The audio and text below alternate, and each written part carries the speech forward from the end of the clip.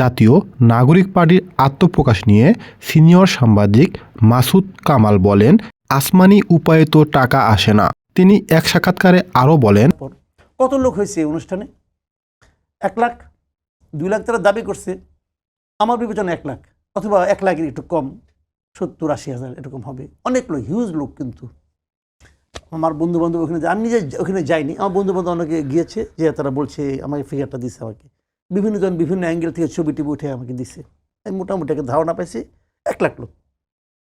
1 লাখ লোকের একটা সমাবেশ ঢাকা শহরে করতে কত টাকা লাগে? This is my basic question. টাকাটা আসলো কোত্থেকে? টাকাটা কি আসমানি উপায়ে আসছে? আসমানি উপায়ে টাকা আসে না। আসমানি উপায়ে ওহি আসতে পারে, টাকা আসে না। তো টাকাটা আসলো কোত্থেকে? টাকাটা কেউ না কেউ তাকে দিয়েছে, এদেরকে দিয়েছে। কারা দিয়েছে?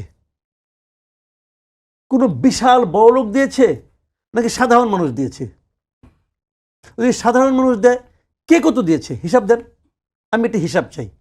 আমি একটা ঘটনা বলি আপনাকে। নতুন যখন একটা পার্টি কেউ করবে, মানুষ তার দিকে সন্দেহের চোখে তাকাবে। দিল্লিতে যখন নাকি কেজরিওয়াল যখন নাকি আম আদমি পার্টি করে, সে কোথা থেকে কত টাকা পাইছে সব হিসাব দিয়েছিল, এবং এটা পাবলিক ডোমেইনে ছিল যে আমাকে কে কত টাকা দিছে। ওখানে 10 রুপির হিসাবও ছিল। ওই হিসাবটা আমি চাই ভাই, আমার কথা পরিষ্কার।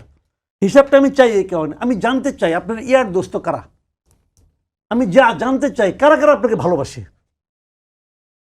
আমি যদি দেখি দুষ্ট লোক আপনাকে ভালোবাসে এবং সেই ভালোবাসা আপনি গ্রহণ করেন, তাহলে ওখানে আমি যাব না, তাহলে ওই এলাকায় আমি পা দেবো না।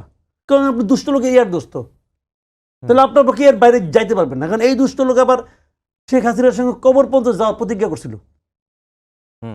কাজে এটা তো ভাই আমাকে বুঝতে হবে, আপনার ইয়ার দোস্তটা কে এটা আমাকে বুঝতে হবে। সেই হিসাবটা ওরা যদি দিতে না পারেন, যেমন নাহিদ ইসলাম একটা হিসাব দিছে, মানে আমি যার পণ্যায় হ্যাপি হয়েছি, আমি তো এটাই চাই। উনি বলছেন আমি দায়িত্ব নেওয়ার শুরুতে আমার কোনো ব্যাংক অ্যাকাউন্ট ছিল না, দায়িত্ব শেষ ছাড়ার সময় আমার অ্যাকাউন্টে এত টাকা আছে, আমি হ্যাপি। উনি বলেছেন আমার এই সময় আমার আত্মীয় স্বজন, আমার বাবা মা ভাই বোন কেউ কোনো প্রপার্টি কিনে নাই, বলেছেন তো। হয়তো পরে দেখা যাবে কিনেছে কি কিনেছে, হয়তো কেউ জাজ করবে কি করবে না, সেটা অন্য ব্যাপার। জাজ হইতে থাক, আমার কোনো আপত্তি নাই, সবারই জাজ হওয়া উচিত। কিন্তু উনি তো বলেছেন, বলার সৎ সাহস তো না আছে। আমি এই সৎ সাহসটা ওনার দলের মধ্যে দেখতে চাই।